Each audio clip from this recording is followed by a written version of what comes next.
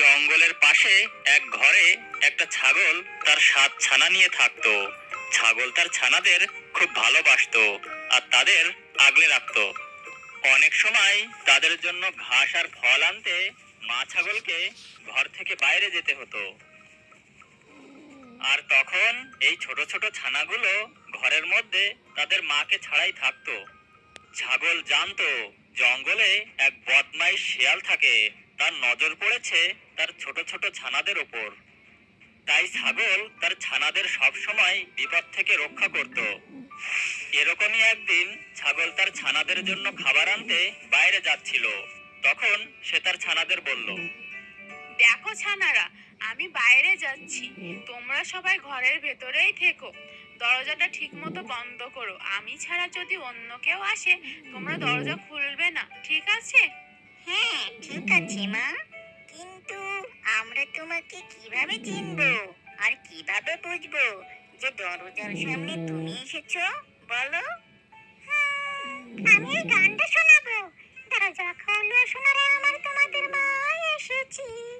জলদি খোলো, সাথে করে সুস্বাদু খাবার এনেছি। আরে জলদি খোলো, সাথে করে সুস্বাদু খাবার এনেছি। যখন তোমরা এই গানটা শুনবে তখনই তোমরা দরজা খুলবে, ঠিক আছে? হ্যাঁ, ঠিক আছে মা, আমরা বুঝে গেছি। ছাগল সেখান থেকে চলে গেল। কিন্তু সেই বদমাইশ শিয়াল ছাগল আর তার ছানাদের সব কথা লুকিয়ে লুকিয়ে শুনছিল। ওহো, আজ তো তোদের গোপন কথাটা আমি জেনে গেলাম। এবার তোদের আমি মজা করে খাবো। তখন শিয়াল ছাগলের ঘরের সামনে গিয়ে দাঁড়ালো আর তার বেসুরা আওয়াজে গাইতে শুরু করে দিল। দরজা খোলো সোনারা আমার, তোমাদের মা এসেছি। জলদি খোলো, সাথে করে সুস্বাদু খাবার এনেছি। আরে জলদি খোলো, সাথে করে সুস্বাদু খাবার এনেছি। আরে বাহ, মা এসে গেছে। চলো দরজাটা খোলা যাক।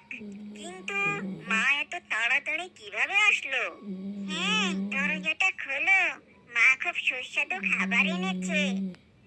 আরে থামো থামো, দরজা খুলো না এখন।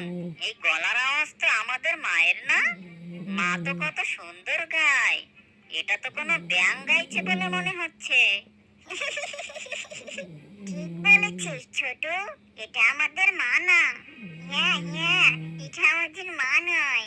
চলে যাও এখান থেকে, তুমি আমাদের মা নও। বাইরে দাঁড়ানো শিয়াল হয়রান হয়ে গেল।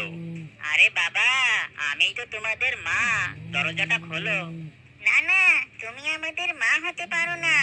আমাদের মায়ের আওয়াজ তো খুব মিষ্টি, আর তোমার তো ব্যাঙের মতন। চলে যাও এখান থেকে। শিয়াল বুঝে গেল যে ছাগল ছানারা এভাবে হাতে আসবে না। কি করা যায় সে ভাবতে লাগলো। আরে এরা তো বুঝতে পেরে গেল আমার গলার আওয়াজটাও না। কি করি, পেয়েছি। এখনই গিয়ে মধু খেয়ে আসি। শিয়াল ভাবলো যে মধু খেলে তার গলা ছাগলের মতো সুন্দর হয়ে যাবে।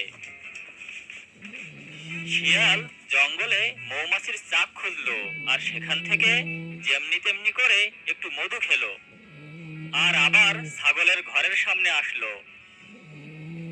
আরে কি যেন ছিল ওই গানটা? হ্যাঁ, দরজা খোলো আমার সোনা, মা যে এসে গেছে। আর তাড়াতাড়ি খোলো যে, মজার মজার খাবার এনেছি। হ্যাঁ, এটাই তো ছিল। ছাগলের ঘরের সামনে এসে সে দরজায় কড়া নাড়লো।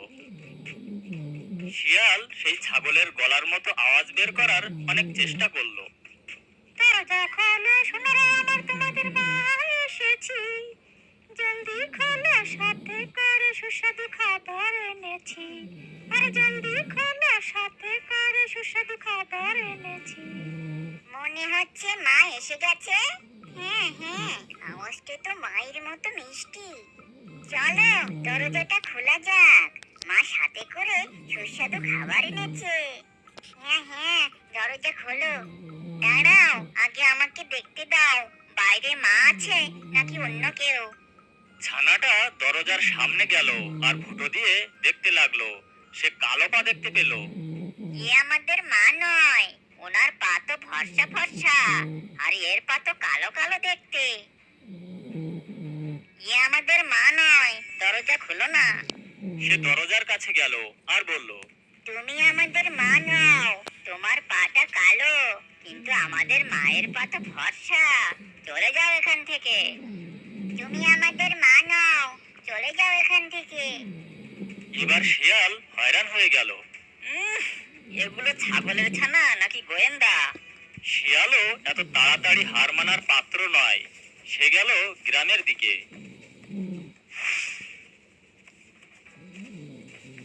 সেখানে এক বাজারে আটাওয়ালা আরাম করছিল। শিয়াল চুপি চুপি করে আটার বস্তার মধ্যে নিজের পা ঢুকিয়ে দিল। তখন ওর পা ছাগলের মতো সাদা হয়ে গেছিল।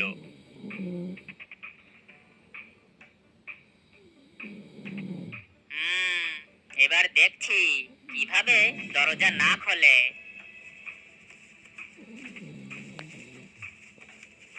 শিয়াল আবার ছাগলের ঘরের ওখানে এলো আর দরজায় খটখট করে গাওয়া শুরু করে দিল। দরজা খোলো সোনারা আমার, তোমাদের মা এসেছি। জলদি খোলো, সাথে করে সুস্বাদু খাবার এনেছি। আরে জলদি খোলো, সাথে করে সুস্বাদু খাবার এনেছি। এবার তো পাক্কা মাই এসেছে। হ্যাঁ, এবার তো মাই এসেছে। দেখো কত মিষ্টি গলা। আরেক ছানা দরজার ফুটো দিয়ে দেখলো। তখন সে সাদা পা দেখতে পেল।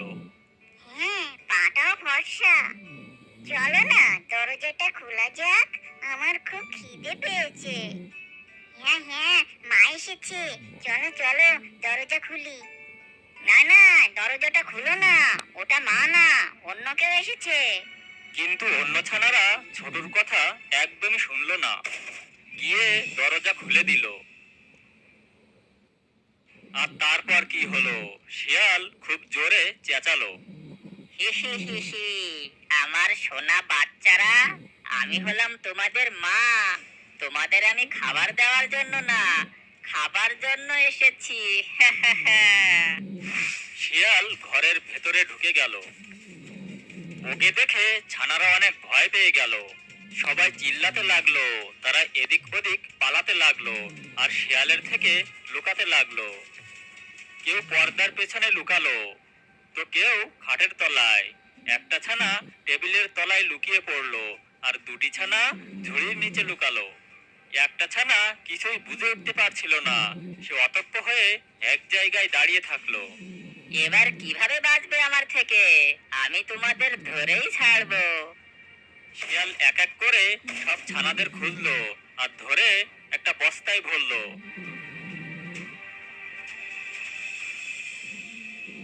বস্তা কাঁধে নিয়ে জঙ্গলের দিকে যেতে লাগলো।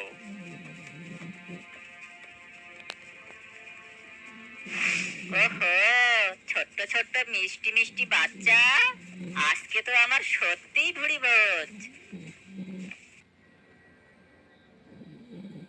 শিয়ালের থেকে বেঁচে সব থেকে ছোট ছানাটা চুলোর ভেতরে গিয়ে লুকিয়েছিল।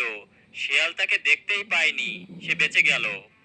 কিছুক্ষণ পর ছাগল যখন খাবার দাবার নিয়ে ঘরে ফিরলো, সে দেখলো ঘরের দরজা খোলা আর সব জিনিসপত্র ছড়িয়ে ছিটিয়ে আছে। ভয়ে সে ছানাদের ডাকতে থাকলো। ছানারা, আমার ছোট ছানারা, কোথায় তোমরা? দেখো দেখো, আমি তোমাদের জন্য কি এনেছি। মায়ের আওয়াজ শুনে সব থেকে ছোট ছানাটা বাইরে আসলো আর কাঁদতে থাকলো।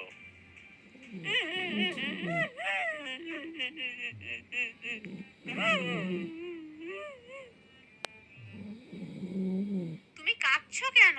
আর তোমার অন্য ভাই বোনেরা কোথায়?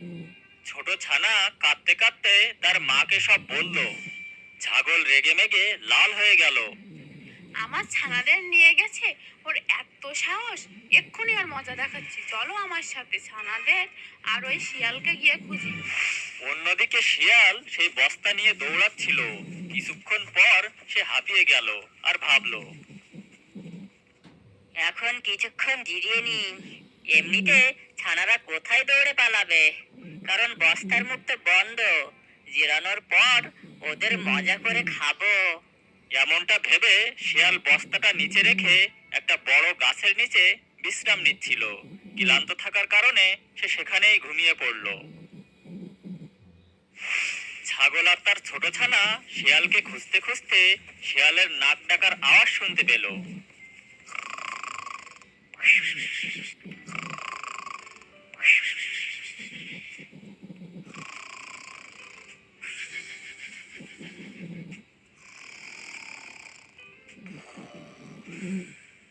ছাগল দেখলো শিয়াল আরাম করে নাক ডেকে ঘুমাচ্ছে, পাশে থাকা বস্তাটাও নড়ছে। বস্তা নড়ায় ছাগল বুঝতে পারলো তার ছানারা এখনো জীবিত আছে। সে নিশ্চিন্ত হলো, আর সে চুপি চুপি বস্তার কাছে গেল আর সেটা খুলে দিল। সব ছানারা বস্তা থেকে বাইরে বেরিয়ে গেল। ছানারা মাকে দেখে খুব খুশি হয়ে গেল।